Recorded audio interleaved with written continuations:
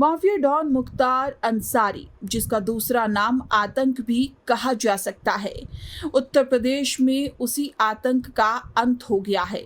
फिर इस अपराधी का देश के पूर्व उपराष्ट्रपति से क्या कनेक्शन रहा है, और अगर कोई रिश्ता था, फिर मुख्तार जुर्म के साए में कैसे गया? इन्हीं सवालों का जवाब आज हम ढूंढने की कोशिश करेंगे। माफिया डॉन मुख्तार अंसारी अब इस दुनिया में नहीं रहा। उसकी मौत की खबर सामने आने के बाद से ही उत्तर प्रदेश में सुरक्षा व्यवस्था की कड़े इंतजाम देखे जा रहे हैं। वो मुख्तार, जिसका रिश्ता उपराष्ट्रपति से रहा हो, उसकी मौत पर सवाल खड़े हो रहे हैं। विपक्ष के तमाम नेता मौत को हत्या बता रहे हैं, जांच की मांग कर रहे हैं। इन सभी सवालों के बीच एक बात जो सच है कि मुख्तार की मौत के बाद यूपी में माफिया राज का एक अध्याय हमेशा हमेशा के लिए खत्म हो गया। लेकिन क्या आपको पता है कि मुख्तार अंसारी भले ही माफिया या बाहुबली रहा हो, लेकिन उसका परिवार देश में एक प्रतिष्ठित परिवार था।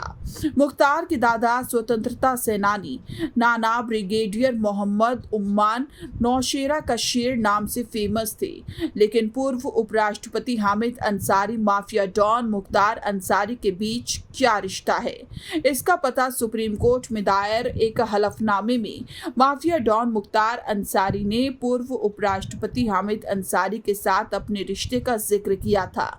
मुख्तार ने बताया था कि वो अपराधी नहीं बल्कि एक प्रतिष्ठित परिवार से है। उसके दादा स्वतंत्रता सेनानी नाना भारतीय सेना में ब्रिगेडियर, जबकि पूर्व उपराष्ट्रपति हामिद अंसारी रिश्ते में चाचा लगते हैं। हामिद अंसारी से मुख्तार अंसारी के रिश्ते का जिक्र उस समय आया जब वो पंजाब के रोपड़ जेल में बंद था। 2017 में उत्तर प्रदेश में बीजेपी की सरकार आ चुकी थी। योगी आदित्यनाथ मुख्यमंत्री बने थे।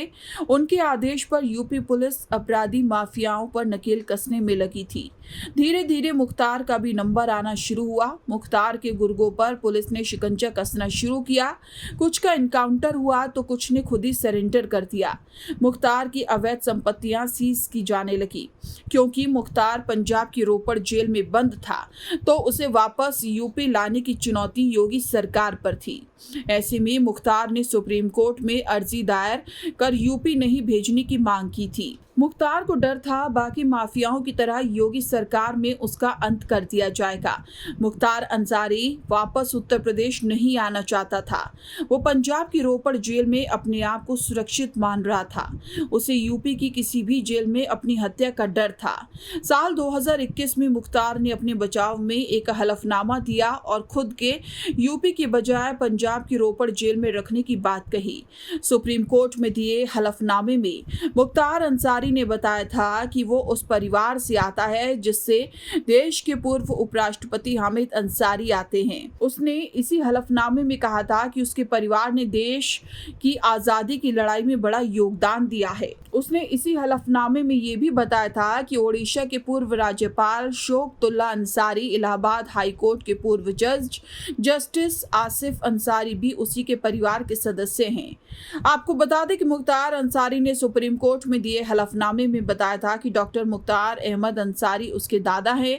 मुख्तार अहमद अंसारी 1927 से 28 में कांग्रेस के अध्यक्ष भी थे और दिल्ली के जामिया मिलिया इस्लामिया यूनिवर्सिटी के संस्थापक भी रहे। मुख्तार ने अपने दादा मुख्तार अहमद अंसारी और पिता सुभानुल्लाह अंसारी को स्वतंत्रता सेनानी बताया था। साथ ही ये भी दावा किया था कि 1948 में भारत पाकिस्तान युद्ध में उसके नाना शहीद ब्रिगेडियर मोहम्मद उस्मान ने देश के लिए शहादत दी थी। मरणोपरांत उस्मान अंसारी को महावीर चक्र से नवाजा गया था। हामिद अंसारी मुख्तार अंसारी के चाचा हैं, जबकि कुछ लोग तो ये तक कहते थे कि मुख्तार के पिता सुभानुल्लाह अंसारी के चचेरे भाई हैं। हालांकि इन दावों में कितनी सच्चाई है, इसका पता नहीं चल सका है। Bureau report, news been.